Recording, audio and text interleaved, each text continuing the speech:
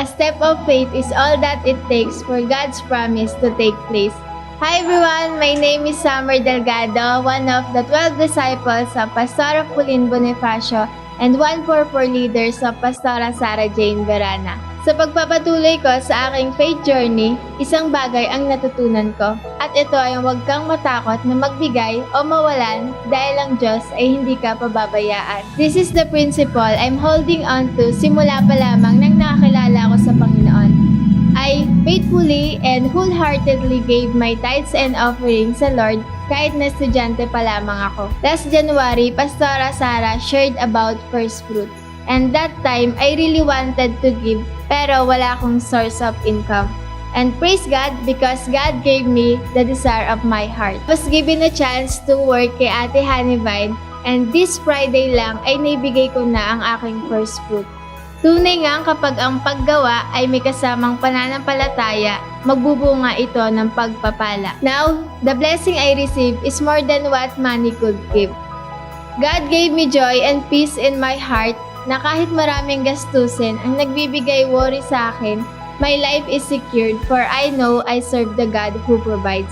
Favor din ng Lord dahil I was able to pay as well yung pang-registration fee ko sa camp. And isang blessing na binigay sa akin ng Panginoon ay yung mga disciple ko na ipinagkakatiwala niya sa akin ngayon. Unti-unti, ginagamit ng Lord ang buhay ko to help other young people to experience the same love of God na nararanasan ko. Ang biyaya ay hindi lamang sa pera matatagpuan, ngunit sa bawat bagay na ibinibigay ng Lord, material man to o hindi. That's why I challenge everyone that as you take that step of faith, seed for it as well.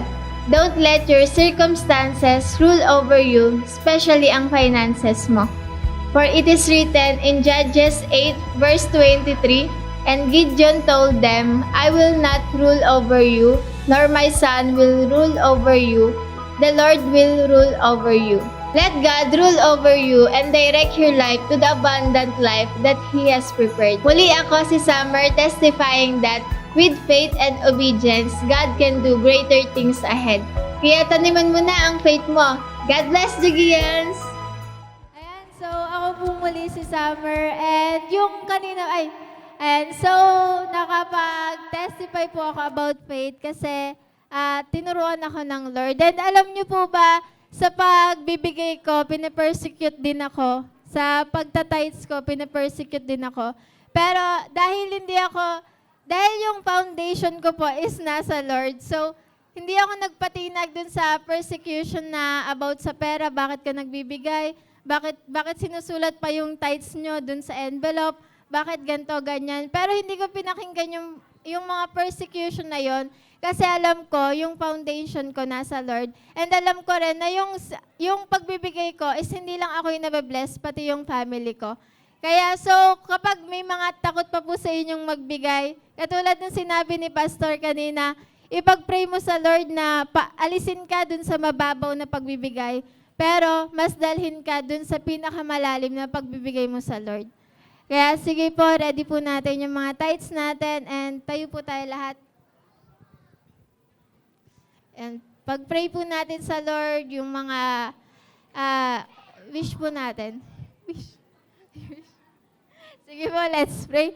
Lord, hallelujah, Panginoon. Maraming salamat, Lord God, sa ibinigay mo po sa amin, Lord God, nitong buong week, Panginoon. Lord, ibinabalik po namin ito ng tapat, Lord God, at sa'yo lamang, Lord God, ang lahat po ng meron kami, Panginoon. Maraming salamat, Lord, dahil kami po ay pinagkatiwalaan mo, Lord God, sa bagay na to, Lord.